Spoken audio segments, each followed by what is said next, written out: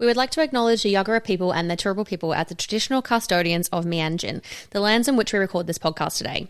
We pay our respects to elders past, present and emerging. Always was, always will be Aboriginal land.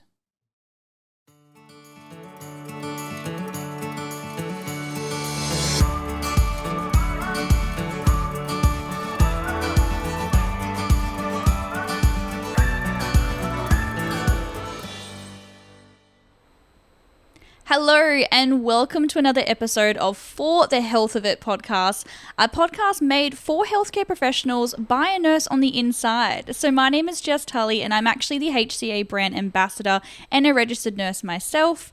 I have such an incredible episode today for you. I was recently in Adelaide visiting the team and I decided to go kayaking and explore Adelaide and see some dolphins. And while I was there, I actually got to bump into one of our HCA AINs, which was such an incredible experience. So we got talking and I have asked her very kindly if she would join us on the podcast. So I'm so grateful that she has. We've talked about her journey going from being a carer, transitioning to an AIN, and now she's a student nurse, and talks about how she's got some incredible, huge career goals, which she can absolutely do with Healthcare Australia. And she's just such a joy to be around. So I'm so grateful that she got to come on today's podcast, and I really hope you enjoy it. So keep tuned. The interview is next. All right, everybody. Finally, we have our gorgeous HCA AIN, Muskan, here with us today, all the way in South Australia in Adelaide. Welcome so much to the podcast. Thank you, Jess, for having me here. Thank you for the invite. No, I'm so glad you are here with us. We met in Adelaide, which was amazing when we went kayaking. What a beautiful day that was though in Adelaide when we were kayaking. Yeah, it was a beautiful day. And did you see those dolphins? Yes, we saw some beautiful dolphins. Adelaide is actually such a beautiful gem. Amazing place. How long have you been in Adelaide for? I've been in Adelaide for around 7-8 months. Oh, yes, so quite new. Yes. Oh, yes, lots of exploring to do for you. Definitely. Yeah, so before Adelaide, I was in Melbourne. In Melbourne, okay. Oh, I'm so curious. Okay, I would love to dive in a little bit about you before you kind of got into the world of, caring and AIN work and nursing. Where did you grow up? How old are you? What do you do for hobbies? Tell me everything about you as an individual. Okay, so I am 24 years old and I grew up in India. It's been 3 years I'm here in Australia and came directly to Melbourne, and it's been 7-8 months since I'm here in Adelaide. Nice. So 3 years, so very different, that's for sure. What brought you or what made you make the decision to come to Australia? Actually, I really love traveling. So I thought, Australia is a really good country. So I thought I should travel. And Australia also provides an option to study and travel. So I thought I should move to Australia. Yes, and it's a pretty amazing place, isn't it? Yes, it is. So you spent your first few years in Melbourne. So what did you do in Melbourne with yourself? Did you get straight into caring or did you do some other jobs on the side? No. I was an accountant back then. An accountant? Wow, completely different career. So you came over to Australia as an accountant? As an accountant, yes. That's nice. My friend asked me, she advised me that I should go in this career, and it's really interesting. So I did Certificate 3 in individual support and directly got a job in aged care in Melbourne. That is amazing. You can't really travel as an accountant, hey? No. As a healthcare worker, you have so much more opportunities to travel. Yes, so I think it's a great decision. So how long was that course that you did? Sorry, it was a certificate in aged care? Certificate 3. Yes, aged care. Yeah. And how long was that course for? 4 months. 4 months, okay. So that's a really quick course. Yes, it was quick. And were you able to do that just on the side of your accounting, or did you have to take 4 months off? No, on the side of accounting. Oh, that's amazing. So then you've gone, okay, no more accounting. I'm going to do a brand new career and I'm going to be a carer in an aged care setting. Tell me about your experience as your first week as a carer in an aged care facility. It was 2020 lockdown. Oh God, you started at lockdown. Yeah, lockdown. Wow. You would have So had a it was lot of very shifts. different for me. Yes. And how was your experience during lockdown? Very isolating? Would you? Yeah, very I mean, it was very isolating. stressful, wasn't it? It was, yeah. But it would have made you an absolute better nurse. The things you would have gone through back then are just going to make you so strong now. And when another pandemic comes, you're going to be so equipped to know what to do now. Yes, yeah. Absolutely. So you've transitioned. So obviously you're an AIN now, but you started off as a carer. What made you make the decision to move from a carer to an AIN? Was that always your goal, or were you just kind of doing it step at a time and just carer first? Or did you have this long-time goal from the beginning? No, it wasn't my goal actually. So I started working as a carer and I used to see nurses around and it was very interesting. So I thought, yes, I should go for it. Yeah, so you started talking to the nurses in the caring facilities. Yes, and then you actually met some HCA nurses as well, didn't you? Actually, I got my COVID vaccinations from HCA nurses. So you saw Team Purple and you got to interact with them. Team Purple, exactly. The place where I used to work, it was an aged care. So some people came there to vaccinate residents and staff. And those nurses were HCA nurses. And then I got inspirations to join HCA. Perfect. So what did you do? Did you jump online and straight away you're like, I need to join Team Purple right now? Yes, I jumped online. Perfect. And then so you worked as a carer with Healthcare Australia. Then what made you decide to move from Melbourne to Adelaide?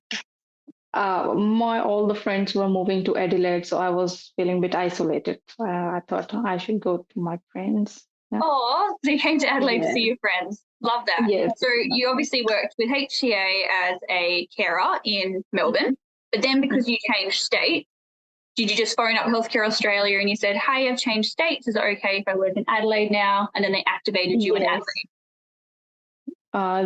They just changed my agency with just one email. It was very easy. Oh, yeah. How good is that? I've personally worked in so many states and it's amazing that you can just make a phone call and say, hello, I'm in Wollongong, New South Wales now. Could you just activate me so I can work? And they're like, no worries.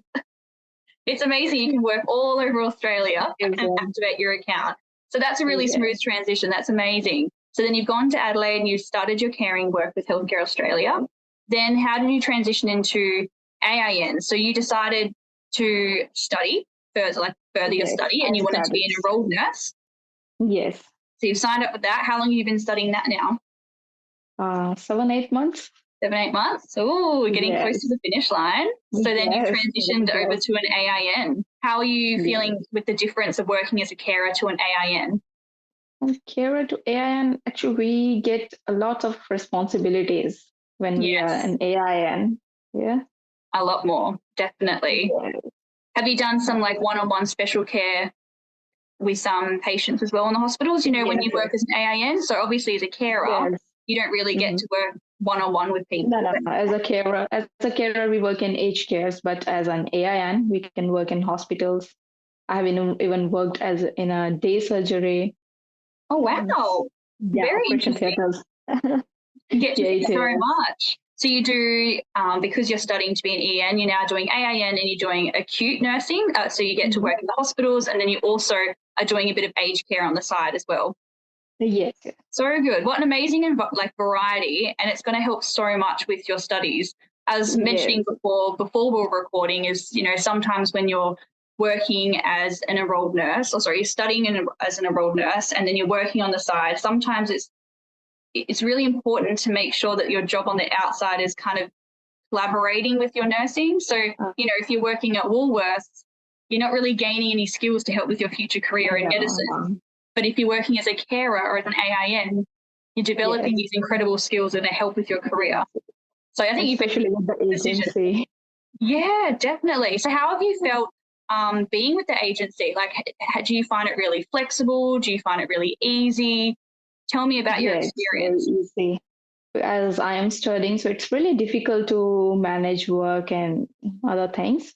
So I work 3 or 4 shifts on HCA whenever I get time, because I have uni to attend, assignments to do, and all other things.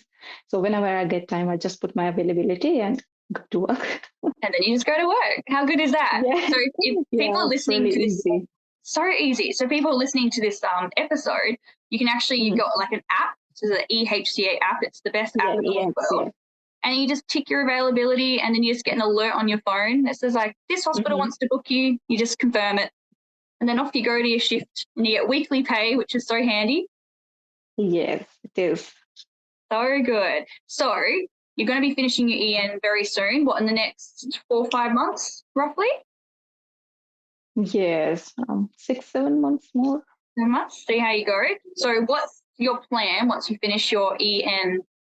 Are you going to be doing a grad program? Are you going to be going into further study? What's your career goals? I want to be a travel nurse. You want to be a travel nurse? Yes, I love that. Traveling. You love traveling. Well, I think that'll be great for you, to be honest. Yes. Totally. So do you want to? Australia.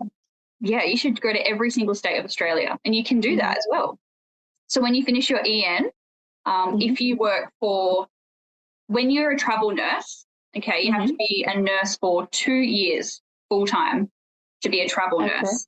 So once you're an enrolled nurse, when you work as an enrolled nurse for 1 year full time, then you can work in the metro setting with Healthcare Australia, and you can do metro shifts all around Australia. And then 2 years of any full-time nursing experience, you can then go into the travel nursing world, which is pretty incredible.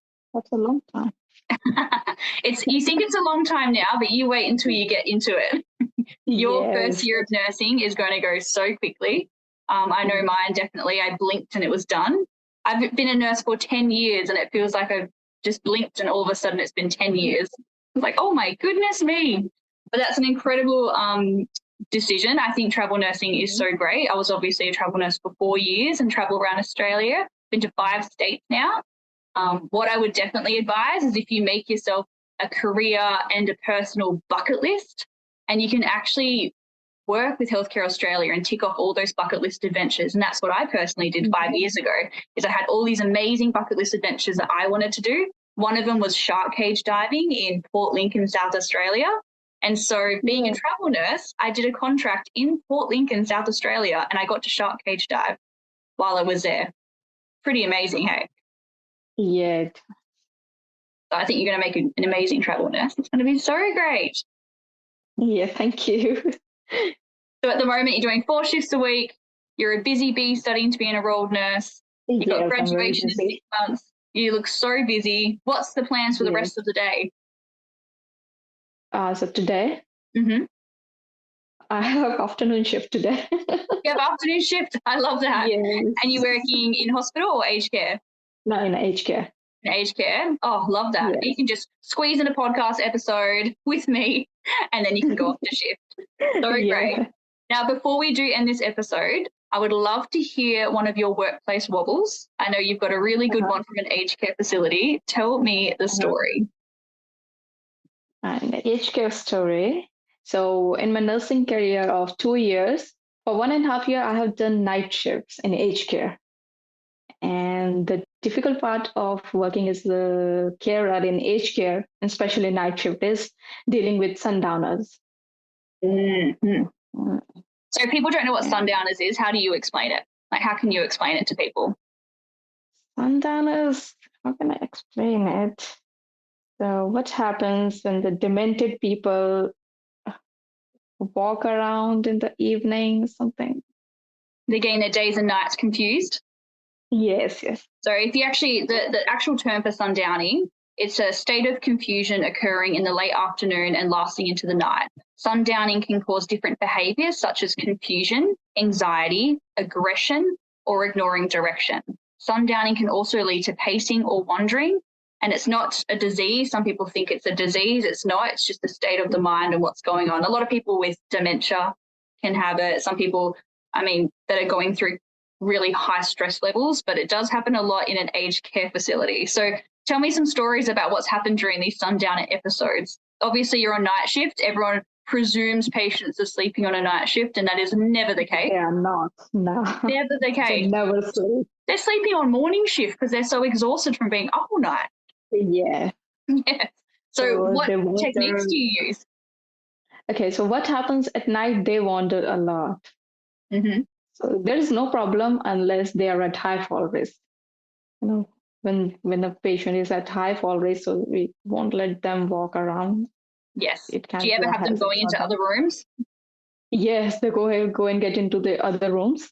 So Yep. what we do, what me and my friend used to do, we we used to dance in front of them and mimic some cartoon characters so that they can come and distract. We used to distract them so That is that a they great come way. and have their so they can have their medications and go back to sleep.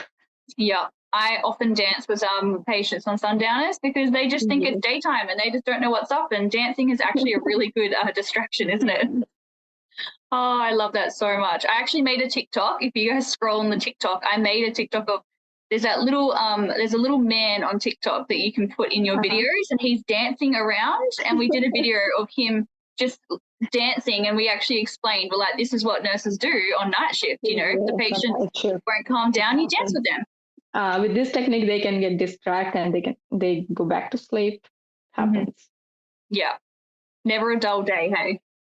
Nah. With any shift. I wonder what will come or what will happen on the shift this afternoon. You have stories every day. Yes, we have stories every day. Every single day.